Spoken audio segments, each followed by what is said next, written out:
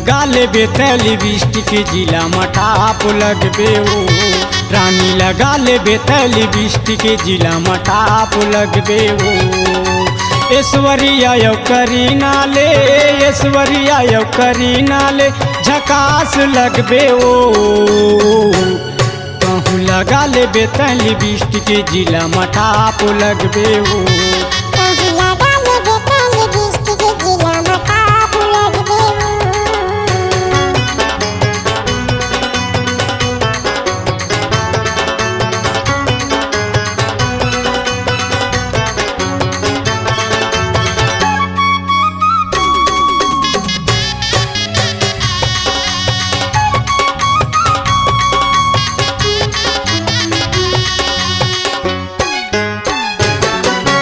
गोरिया घुमा पानी भरे कत को टूरी हजार अति सुंदर तय दिखत वो बिना करे सिंगार अति सुंदर तय दिखत वो बिना करे सिंगार गोरिया घुमा पानी भरे कत को टूरी हजार अति सुंदर तय दिखत वो बिना करे सिंगार अति सुंदर तय दिखत वो बिना करे सिंगार अंधियारी माँ निकल बेता अंधियारी माँ निकल बेता चंदा रात लगबे वो कहूँ लगा ले बेतल लिपस्टिक जिला मटाप लगबे वो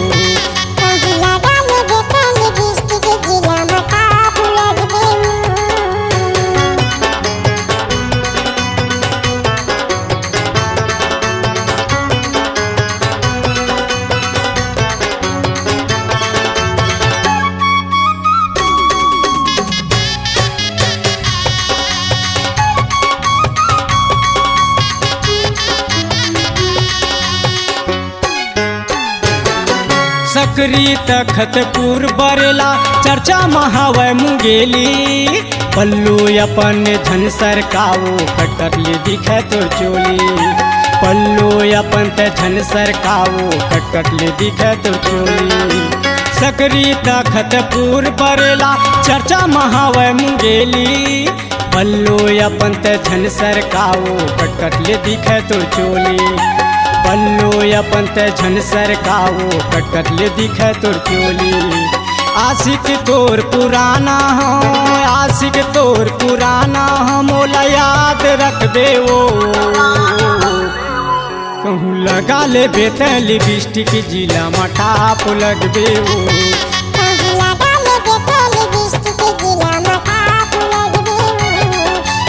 ऐश्वर्या यौ करीना ले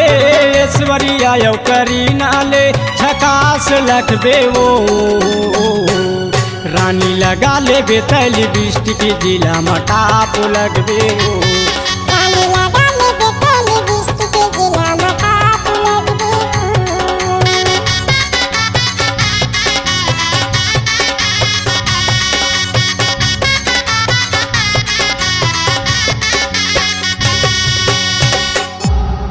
C-Log Digital Recording Studio, Cordoba. Contact number 99071192115.